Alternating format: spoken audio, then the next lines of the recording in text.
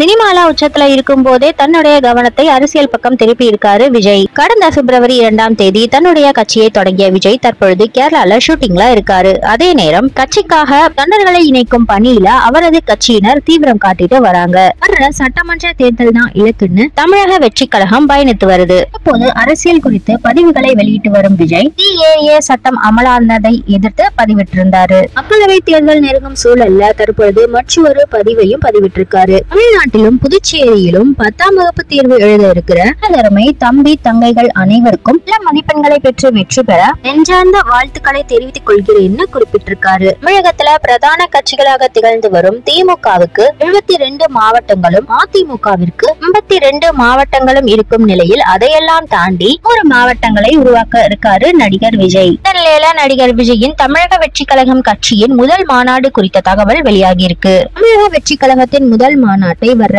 ஏப்ரல்ல மதுரையில் வைத்து நடத்த திட்டமிடப்பட்டிருக்கிறதாக தெரிய வருது. இதே போல விஜயின் பிறந்த நாளான ஜூன் 22ஆம் தேதி அன்று சீன் மாநாடு நடைபெறும் தகவல்கள் வெளியாகி இருக்கு. இந்த மாநாட்டில் விஜயின் மனைவியும் கலந்து கொள்ள இருக்கிறதாக சொல்லப்படுது.